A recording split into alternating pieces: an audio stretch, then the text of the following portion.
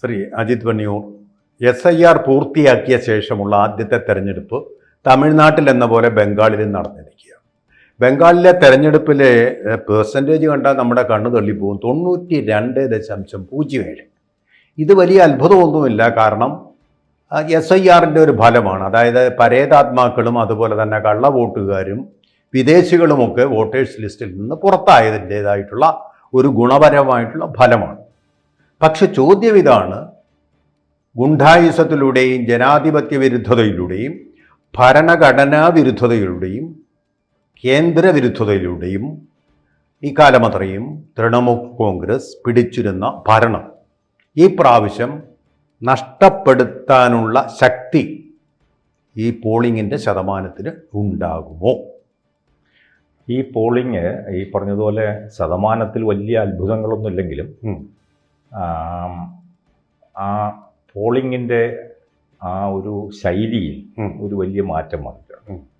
അതിൽ രണ്ട് കാര്യങ്ങളാണ്. ഒന്ന്, സ്ത്രീകളുടെയും വലിയ നിര, ചെറുപ്പക്കാരുടെയും നിര വളരെ വലുതായിട്ട്. ഇവിടെ ഒരു കാര്യം ഞാൻ പ്രത്യേകിച്ച് മറന്നുപോകും. വലിയ സിന്ദൂരപ്പൊട്ട്, അതാണ് ബംഗാളികളുടെ, നമ്മുടെ ബൃന്ദാക്കാരറ്റ് മുതൽ അവിടുത്തെ പാവപ്പെട്ട ഗ്രാമീണ കന്യകകൾ വരെ സാധാരണ ഈ സിന്ദൂരപ്പൊട്ടിനേക്കാൾ വലിയൊരു സിന്ദൂരപ്പൊട്ടാണ്. പൂർണ്ണചന്ദ്രൻ്റെ വലിപ്പത്തിലുള്ള ഒന്നാണ് അവർ നെറ്റിയിൽ അണിഞ്ഞുകൊണ്ട് നടക്കുക. ആ സിന്ദൂരപ്പൊട്ട് അല്ലേ, അതുമായിട്ട് നിൽക്കുന്ന സ്ത്രീകളുടെ വൻ ക്യൂ പല ബൂത്തുകളിലും ദൃശ്യമായിരുന്നു ഈ കഴിഞ്ഞ തെരഞ്ഞെടുപ്പിൽ. അതൊരു ഒരു റിസൾട്ടോ സൂചനയായിട്ട് നമുക്ക് കണക്കാക്കാൻ പറ്റുമോ? എങ്ങനെയാണ്? അതെ, സ്ത്രീകളുടെ വോട്ട് അതിലൊരു പാറ്റേണിലൊരു ചെറിയ വ്യത്യാസം വന്നിരിക്കുന്നത് ഞാൻ ഈ ബംഗാളി ചാനലുകളിലും ബംഗാളി നിരീക്ഷകരുടെ അവരുടെ ഒബ്സർവേഷൻസിലും ഒക്കെ കാണാൻ കഴിഞ്ഞൊരു കാര്യം, അതിൽ വന്നിരിക്കുന്ന ഒരു ട്രെൻഡിൽ വന്നിരിക്കുന്ന ഒരു വലിയ മാറ്റം എന്ന് പറയുന്നത് അർബൻ ഏരിയയിലെ സ്ത്രീകളുടെ ചെറുപ്പക്കാരുടെയും പെർസെൻറ്റേജ് ഭയങ്കരമായിട്ട് ഉയർന്നിട്ടുണ്ട്. നേരത്തെ ഉള്ളത് റൂറൽ ഏരിയാസിലാണ് കൂടുതൽ. മമതാ ബാനർജിക്ക് ഏറ്റവും കൂടുതൽ ഇൻഫ്ലുവൻസ് ഉള്ളത് റൂറൽ വിമൻ, അവിടെയാണ് കൂടുതൽ ഇൻഫ്ലുവൻസ് ഉള്ളത്. അർബനിൽ ഇത്തവണ സ്ത്രീകളിലും ചെറുപ്പക്കാരിലും ഏറ്റവും കൂടുതൽ പെർസെൻറ്റേജ് വന്നിരിക്കുന്നത് ഇപ്പോൾ അർബൻ ഏരിയയിലാണ്. അത് ഒരു ട്രെൻഡ് മാറ്റമായിട്ട് ഇന്നലെയും ഇന്നുമായിട്ട് അവിടുത്തെ ചാനൽ ചർച്ചകളിലും പിന്നെ അവിടുത്തെ സീനിയറായിട്ടുള്ള മാധ്യമ പ്രവർത്തകർ, നിരീക്ഷകർ, സപ്പോളജിസ്റ്റുകളുമായിട്ടൊക്കെ ഞാൻ സംസാരിച്ചതിൽ നിന്ന് എനിക്ക് കിട്ടിയ വിവരമാണ്. പേഴ്സണലായിട്ടും ഞാൻ അവിടെയൊക്കെ യാത്ര ചെയ്യുന്ന സമയത്തും ഈ ഒരു ട്രെൻഡ് എനിക്ക് മനസ്സിലാക്കാൻ സാധിച്ചിട്ടുണ്ട്. ഞാനൊരു 10-18 ജില്ലകളിൽ യാത്ര ചെയ്തിട്ടുണ്ട്. അവിടുത്തെ ഉൾനാടൻ ഗ്രാമങ്ങളിൽ യാത്ര ചെയ്തിട്ടുണ്ട്, നഗരത്തിലൊക്കെ യാത്ര ചെയ്തിട്ടുണ്ട്. തൃണമൂൽ ഗുണ്ടകളുടെ ആക്രമണം വല്ലതും നേരിട്ട് അതൊന്നും വേണ്ടി വന്നിട്ടില്ല. ഞാൻ കഴിഞ്ഞ തദ്ദേശ ഭരണ തെരഞ്ഞെടുപ്പിൻ്റെ കാലഘട്ടത്തിൽ ഈ അക്രമങ്ങൾ നടന്ന പ്രദേശങ്ങളിൽ ഗവർണർ സഞ്ചരിച്ചപ്പോൾ ആ ടീമിൻ്റെ കൂട്ടത്തിൽ ഞാനും ഉണ്ടായിരുന്നു. ആ സ്ഥലങ്ങളിലൊക്കെ പോയി അക്രമം നടക്കുന്ന പ്രദേശങ്ങളിൽ അതിൻ്റെ നേരിട്ടുള്ള ദൃശ്യങ്ങൾ കാണാനുള്ള അവസരം എനിക്കുണ്ടായിട്ടുണ്ട്, അവിടുത്തെ ഇടപെടലും. അപ്പം ആ സമയത്തൊക്കെ നമ്മൾ കണ്ടൊരു കാര്യം, ഈ നാട്ടിൻ പുറത്താണ് കൂടുതൽ ഇൻഫ്ലുവൻസ് മമതാ ബാനർജിക്ക് ഉണ്ടായിരുന്നത്, നാട്ടുപുറത്തെ സ്ത്രീകളിലാണ്. അതിലൊരു പ്രധാന കാരണം അവർക്ക് വേണ്ടി അവർക്കുള്ള ചെറിയ 1000-1500 രൂപയുടെ ഇങ്ങനെ മാസം തോറുമുള്ള ഈ ഇത് കൊടുക്കൽ, പിന്നെ അങ്ങനെ ചില സ്ത്രീകളുടെ കയ്യിലെടുക്കാനുള്ള ഒരുപാട് തന്ത്രങ്ങൾ മമതാ ബാനർജി അവിടെ വളരെ വിജയകരമായി കൈക്കൂലി അല്ലേ, ബ്രൈബറി എന്ന് പറയാം. താങ്കൾ പറയേണ്ട, ഗാന്ധിയനായതുകൊണ്ട് ആ വാക്ക് ഉപയോഗിക്കേണ്ട. പ്രോത്സാഹനം, പാരിതോഷികം എന്നൊക്കെ നമുക്ക് നല്ല ഭാഷയിൽ പറയാം. അങ്ങനെ കൊടുത്തിട്ട് അപ്പോൾ ആ സ്ത്രീകൾ, ഈ നഗരത്തിലെ സ്ത്രീകളെ സംബന്ധിച്ചിടത്തോളം ഇത് അത്ര വലിയൊരു ആകർഷണമല്ല. ഈ 1500 രൂപ എന്ന് പറയുന്നത് വലിയ ആകർഷണമല്ല, എന്നാൽ പോലും അത് ഫലമാണ്. പക്ഷെ ഇത്തവണ ആ ഒരു ട്രെൻഡിലൊരു വ്യത്യാസം വന്നതായിട്ട് അവിടുത്തെ നിരീക്ഷകരും അവിടുത്തെ മീഡിയയും പറയുന്നുണ്ട്. അതിന് 2-3 കാരണങ്ങളുണ്ട്. 3 കാരണങ്ങൾ. ഒന്ന്, സ്മൃതി ഇറാനി വളരെ ശക്തമായിട്ട്, പ്രത്യേകിച്ചും അവിടുത്തെ നഗര പ്രദേശങ്ങളിൽ വളരെ നന്നായിട്ട് സഞ്ചരിച്ച് ഈ ആശയങ്ങൾ പ്രചരിപ്പിക്കുന്നതിനും. ഞാനൊരു ചോദ്യം കൂടെ ചോദിക്കാം, പിന്നെ വിട്ടുപോയതെന്ന് വെച്ചാൽ, അതായത് സ്മൃതി ഇറാനി അടുത്ത മുഖ്യമന്ത്രിയാവുന്നു എന്ന് പറയുന്നുണ്ട്. അതെത്രമാത്രം ശരിയാണ്? അത് ഇന്നത്തെ സാഹചര്യത്തിൽ അത് അത്ര പ്രായോഗികമാണെന്ന് എനിക്ക് തോന്നുന്നില്ല. കാരണം സുവേന്ദു അധികാരിയെ മുൻനിർത്തിയാണ് ഈ ഇലക്ഷൻ പ്രചരണം നടത്തിയത്. അദ്ദേഹം 5600 കിലോമീറ്റർ വലിയൊരു പരിവർത്തന യാത്രയൊക്കെ നടത്തി ഒരു BJPയുടെ ഒരു ഇലക്ഷനിൽ ഒരു മുഖമായിട്ട് നിൽക്കുന്ന ഒരാളാണ്. പിന്നെ മമതയെ പ്രത്യക്ഷമായി നേരിടാൻ, മമതയെ നന്നായിട്ട് അറിയാവുന്ന, മമതയെ തോൽപ്പിച്ച് തൃണമൂലിൽ നിന്ന് പ്രതിപക്ഷ നേതാവായി വന്ന ഒരാളെന്നുള്ള നിലയിൽ അതിനുള്ള സാധ്യത ഇപ്പോൾ കുറവാണ്. പക്ഷേ ഭാവിയിൽ ഈ സ്ത്രീ വോട്ടർമാരെ സ്വാധീനിക്കാനും മമതയെ നേരിടാനും ഒരു സ്ത്രീ മുഖം BJPക്ക് ആവശ്യമാണ്. അത്ര ശക്തമായൊരു സ്ത്രീ മുഖം BJPക്ക് അവിടെ ഇല്ല. അതിന് എനിക്ക് തോന്നുന്നു സ്മൃതിയെ നന്നായി ഉപയോഗിക്കും എന്ന് തോന്നുന്നു. അതിനുള്ള അടിസ്ഥാന കാരണം സ്മൃതി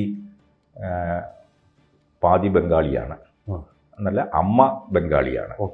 അപ്പം അതുകൊണ്ട് തന്നെ അവർക്ക് ബംഗാളി ഭാഷ നന്നായിട്ടറിയാം, ബംഗാളി സംസ്കാരം നന്നായിട്ടറിയാം, പിന്നെ ബംഗാളി സ്ത്രീകളെ കയ്യിലെടുക്കാനുള്ള എല്ലാ കാര്യങ്ങളും അവർക്ക് നന്നായിട്ട് അറിയുകയും ചെയ്യാം. ഒരു ബംഗാളി സംസാരിക്കും, അഭിനേത്രിയാണ്, പോപ്പുലർ ഫിഗറാണ്, അറിയപ്പെടാത്ത ഒരാളല്ല, പോപ്പുലർ ഫിഗറാണ്. സിനിമയിൽ, ബംഗാളി സിനിമയിൽ അഭിനയിച്ചു, സീരിയലിൽ അഭിനയിച്ചിട്ടുണ്ട്. അപ്പോൾ ഇതെല്ലാം കൂടി നോക്കുമ്പോൾ അവർക്കതൊരു അഡ്വാൻറ്റേജ് ആണ്. എന്തായാലും ഇത്തവണ ഫീൽഡ് ചെയ്തിട്ടുണ്ട്. ഒരു സംശയം ചോദിച്ചോട്ടെ, ഇറാനി എന്ന് പറയുന്നത് അത് പാഴ്സി പേരാണ്, അതെങ്ങനെ വന്നതാണ്? ഇറാനി എന്നുള്ളത് ഹസ്ബൻഡാണ്. ഹസ്ബൻഡ് ബോംബെ ബേസ്ഡാണ്. അപ്പോൾ ഈ പാഴ്സി ബോംബെ ഡൽഹി ബേസ്ഡാണ്. ഒരു അച്ഛനും ഒക്കെ ഡൽഹി ബോംബെ ബേസ്ഡാണ്. 2 സഹോദരന്മാരും ഉണ്ടെന്നാണ് എനിക്ക് തോന്നുന്നത്. അവരും ഒക്കെ ഡൽഹി ബോംബെ ബേസ്ഡ് ബിസിനസ്സുകാരാണ്. ഓക്കെ. അപ്പോൾ അങ്ങനെ ഒരു ഇതാണ്. പക്ഷെ അമ്മ ബംഗാളിയാണ് എന്നുള്ള, അപ്പോൾ എൻ്റെ ബംഗാളിയുടെ മകളാണ് ഞാൻ എന്നാണ് ഒരു പറയുന്നത്. ബംഗാളി അമ്മയാണ്. ഇത് തന്നെയായിരുന്നു തൃണമൂൽ കോൺഗ്രസിന്റെ വലിയൊരു ആരോപണം. വരത്തന്മാരുടെ ഭരണത്തിന് പകരം തദ്ദേശീയരായിട്ടുള്ള ബംഗാളികളുടെ ഭരണം എന്നുള്ള മട്ടിലാണ് അവർ കാര്യങ്ങൾ പറഞ്ഞുകൊണ്ട്. ബംഗാളി അസ്മിതയെ കയ്യിലെടുക്കാനുള്ള മറുഭാഗം കൂടി അതുണ്ട്. അപ്പൊ അതുകൊണ്ട് അതൊരു അഡ്വാൻറ്റേജ് ആയിട്ട് അവർ ഉപയോഗിച്ചു, ഫീൽഡ് ചെയ്തു. ആ ഫീൽഡിൽ വളരെ ഇമ്പാക്റ്റ് ഉണ്ടാക്കാനായിട്ട് സാധിക്കുകയും ചെയ്തു. ഈ TV ചർച്ചകളിലും പത്രക്കാരുമായിട്ടുള്ള ഇന്ററാക്ഷനിലും പോലും അവർ പലപ്പോഴും ഇംഗ്ലീഷിലും ഹിന്ദിയിലും ഒക്കെ ഇവരെ കൊണ്ട് സംസാരിപ്പിക്കാൻ ശ്രമിച്ചപ്പോൾ അവരെല്ലാം ബംഗാളിയിൽ മറുപടി പറഞ്ഞിട്ട് ആ ഒരു വികാരം, ബംഗാളി എന്നുള്ളൊരു വികാരം ഉണ്ടാക്കിയെടുക്കാനായിട്ട് സാധിച്ചിട്ടുണ്ട്. തമിഴിനേക്കാൾ എത്രയോ വലിയൊരു വികാരമാണ് ബംഗാളി. അതിനേക്കാൾ വലിയൊരു ഭാഷയില്ലെന്നാണ് ബംഗാളികളായിട്ടുള്ള എൻ്റെ സുഹൃത്തുക്കൾ എപ്പോഴും അവകാശപ്പെട്ടത്. തമിഴിനെ ഒന്നും അംഗീകരിക്കാൻ അവർ തയ്യാറല്ല. എപ്പോഴും വളരെ അഗ്രസീവായിട്ട് അവർ പ്രൊട്ടക്ട് ചെയ്യുന്ന, നമ്മുടെ ഈ മലയാളികളെ പോലൊന്നും അല്ല, ഒരു ലാംഗ്വേജാണ് ഈ ബംഗാളി എന്ന് പറയുന്നത്. അതായത് രവീന്ദ്ര സംഗീതത്തിൻ്റെ ഭാഷ, രവീന്ദ്രനാഥ ടാഗോറിൻ്റെ ഭാഷ എന്നുള്ള ബങ്കിം ചന്ദ്ര ചതോപാധ്യായ ഇങ്ങനെയുള്ള ആൾക്കാർ നമ്മുടെ ദേശീയ ഗാനവും എഴുതപ്പെട്ടതും അതുപോലെ തന്നെ ദേശീയ ഗീതവും എല്ലാം തന്നെ ബംഗാളിൻ്റെ ഭാഷയിൽ എഴുതപ്പെട്ടത് എന്നുള്ള രീതി. അതുകൂടാതെ ബംഗ്ലാദേശിൻ്റേത് പോലും ദേശീയ ഗാനം ബംഗാളിയിലാണ് എഴുതപ്പെട്ടത് എന്നുള്ള അഭിമാനം. പിന്നെ നൊബേൽ സമ്മാനം ആദ്യമായിട്ട് ഗീതാഞ്ജലിക്ക് കിട്ടിയത് എന്നുള്ള ആ ഒരു വലിയ ഒരു അവകാശവാദം ഉള്ളവരാണ്. അപ്പോൾ ആ ഭാഷ തന്നെ സംസാരിച്ചുകൊണ്ട് ബംഗാളികളെ തൃപ്തിപ്പെടുത്തിയിട്ടുണ്ട് ഈ പ്രാവശ്യം BJP. മാത്രമല്ല അവരുടെ ഈ പ്രചരണത്തിൽ മുഴുവൻ ഉപയോഗിച്ചിരുന്നത് മുഴുവൻ സ്ത്രീകളുമായി ബന്ധപ്പെട്ട പ്രശ്നങ്ങളാണ്.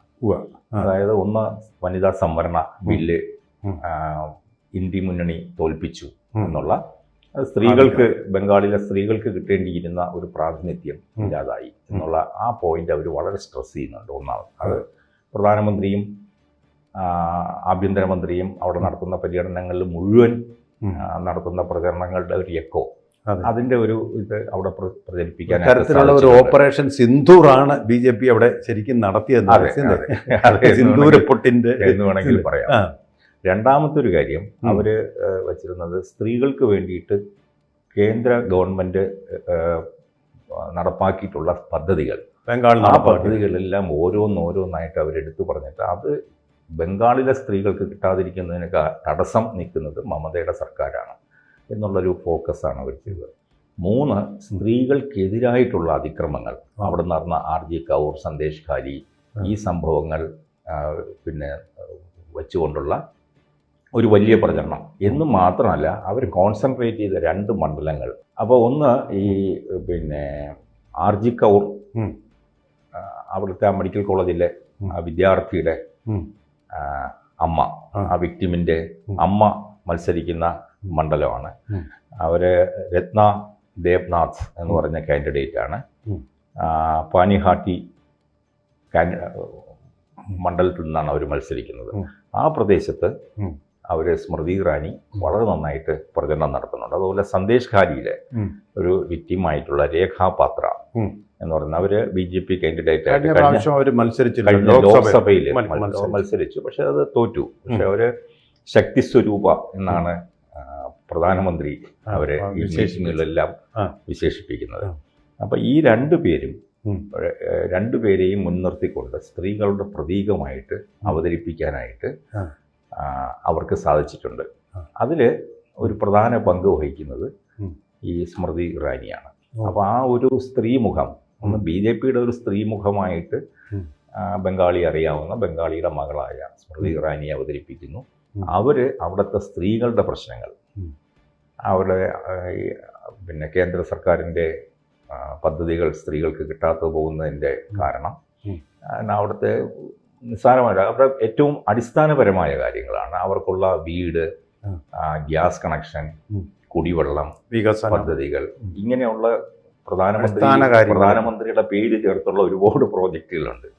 ആ പ്രോജക്റ്റുകളുടെ ഒന്നും പ്രയോജനം കിട്ടാതെ വരുന്നത് ഇവരുടെ ഒരു രാഷ്ട്രീയമായ ഒരു പ്രതിരോധത്തിൻ്റെ ഭാഗമായിട്ട് മമത തടഞ്ഞു വച്ചിരിക്കുന്നതാണ്. അപ്പോൾ അത് മാറണമെങ്കിൽ പിന്നെ അവർ ഫോക്കസ് ചെയ്യുന്ന വേറൊരു കാര്യമുണ്ട്. ഇതിനെ ചുറ്റുമുള്ള സംസ്ഥാനങ്ങളുണ്ട്. ബംഗാളിൻ്റെ ചുറ്റുമുള്ള ബീഹാർ, ഒറീസ, ആസാം തുടങ്ങിയിട്ടുള്ള സംസ്ഥാനങ്ങളിൽ BJP ഗവൺമെൻറ് വന്നതിന് ശേഷം ഉണ്ടായിട്ടുള്ള വലിയ മാറ്റം, സ്ത്രീകളുടെ ഇടയിൽ ഉണ്ടായിട്ടുള്ള മാറ്റം, അവിടെ വന്നിരിക്കുന്ന ഡെവലപ്മെൻറ്റ്, അതെല്ലാം അവർ എണ്ണി പറഞ്ഞ് അത് ഫോക്കസ് ചെയ്യുന്നുണ്ട്. അപ്പോൾ ഇതിൻ്റെ ഇടയിലാണല്ലോ ഈ ബംഗാൾ നിൽക്കുന്നത്. തീർച്ചയായിട്ടും. അപ്പോൾ തീർച്ചയായിട്ടും ഈ നമ്മുടെ താങ്കൾ പറഞ്ഞ പോലെ സ്മൃതി ഇറാനിയുടെ പ്രചാരണം അവിടെ തീർച്ചയായിട്ടും അവിടെ ഷാജഹാൻ ഷെയ്ഖും ഒക്കെ അപമാനിച്ച ആ സിന്ദൂരത്തിന്, അതുപോലെ 2 മെഡിക്കൽ കോളേജുകളിലായിട്ട് പെൺകുട്ടികളെ ബലാത്സംഗം ചെയ്യപ്പെട്ടു. 2ലും പ്രതികൾ തൃണമൂൽ ഗുണ്ടകളായിരുന്നു. ഷാജഹാൻ ഷെയ്ഖിനെ ഒരുപാട് നാൾ പ്രൊട്ടക്റ്റ് ചെയ്ത് വെച്ചിരുന്നതും ഈ മമതാ ബാനർജി തന്നെയാണ്, അവരുടെ പാർട്ടിക്കാരനായതുകൊണ്ട്. അപ്പോൾ അങ്ങനെയുള്ള അവർ നേരിട്ട ഈ അപമാനനം, അതിനൊരു പരിഹാരം കൂടിയാവും. അവർക്ക് ഈ സിന്ദൂരത്തിനേറ്റ ഒരു ആഘാതം തടയുന്ന തരത്തിലുള്ള ഒരു റിയാക്ഷൻ ഈ വമ്പിച്ച വോട്ടിംഗ് പാറ്റേണിലൂടെ ബംഗാൾ നടപ്പാക്കിയിരിക്കുകയാണെന്ന് വേണമെങ്കിൽ നമുക്ക് പറയാം. ഈ 4 വരെ വിശ്വസിക്കാം. അതുപോലെ തന്നെയാണ് ചെറുപ്പക്കാരുടെ വിഷയം. 1ാം ഘട്ടം കഴിയുമ്പോൾ നമുക്ക് അങ്ങനെ വിചാരിക്കാം. ചെറുപ്പക്കാരുടെ വളരെ വലിയൊരു മുന്നേറ്റം ഇപ്പോൾ ഈ ഇലക്ഷനിൽ കാണാൻ സാധിച്ചു. ഞാൻ അവിടുത്തെ എൻ്റെ പല സുഹൃത്തുക്കളുമായിട്ട് സംസാരിച്ചു. അപ്പം ചെറുപ്പക്കാർക്ക് വളരെ ആവേശത്തോടു കൂടിയാണ് ഇത്തവണ ഒരു ഭരണമാറ്റം വേണം. കാരണം അവരെ സംബന്ധിച്ചിടത്തോളം ഇപ്പോൾ പുതിയ തലമുറ അഴിമതി, അക്രമം, ഇത് അവർക്ക് അത്ര ഒരു ആസ്പിറേഷൻസിന് അവർ വരുന്നില്ല. അവർ ഈ ബംഗാളി വികാരത്തിനപ്പുറത്തേക്ക് ചിന്തിക്കുന്ന ആളുകളാണ്. ഒരു ന്യൂ ഡിജിറ്റൽ ഒരു എക്സ്പോഷർ ആൾക്കാർ. അതിന് ഒരു കാരണം നമ്മുടെ കേരളത്തിലെ പോലെ ഒരു 11-12 ക്ലാസ് കഴിഞ്ഞാൽ ഇവരെല്ലാം വെളിയിൽ പോയി പഠിക്കുന്നവരാണ്. അപ്പോൾ ആ വെളിയിൽ പോയി പഠിക്കുന്നതിൻ്റെ എക്സ്പോഷർ ഉണ്ട് അവർക്ക്. മറ്റ് സംസ്ഥാനങ്ങളിൽ പോയി ഡൽഹിയിലും ബോംബെയിലും കൽക്കട്ടയിലും മറ്റ് സംസ്ഥാനങ്ങളിലൊക്കെ പോയിട്ട് മറ്റ് സംസ്ഥാനങ്ങളിലും കൽക്കട്ടയിൽ നിന്ന് ഉള്ള ആളുകൾ തന്നെ പോകുന്നു, കേരളത്തിലും വരുന്നുണ്ട്. അതെ, പഠിക്കാനായിട്ട്. അപ്പോൾ അത് കഴിഞ്ഞ് വരുന്നവരെ സംബന്ധിച്ചിടത്തോളം അവിടുത്തെ ഒരു വൈകാരികതയ്ക്ക് അത്ര വലിയ പ്രാധാന്യം കൊടുക്കുന്നത്, അതിനപ്പുറത്തേക്കുള്ള വികസനം, അവരുടെ ഭാവി, അവരുടെ തൊഴിൽ, അവരുടെ വിദ്യാഭ്യാസം, അവരുടെ പുരോഗമനം. അപ്പോൾ ചുറ്റും കാണുന്നത് ആളുകളൊക്കെ വളരെ അവർ നല്ല ഹൈലി എഡ്യൂക്കേറ്റഡ് ആയിട്ടുള്ള ആളുകളാണ്. ഞാൻ ഒരിക്കൽ കൽക്കട്ടയിൽ നിന്ന് കൊച്ചിയിലേക്ക് വരുന്ന സമയത്ത് എൻ്റെ ഫ്ലൈറ്റിൽ തൊട്ടടുത്തിരുന്ന 2-3 പിള്ളേരുണ്ടായിരുന്നു. അപ്പോൾ ഞാൻ എന്താണെന്ന് ചോദിച്ചപ്പോൾ പറഞ്ഞു അവരെല്ലാവരും ബാംഗ്ലൂരിൽ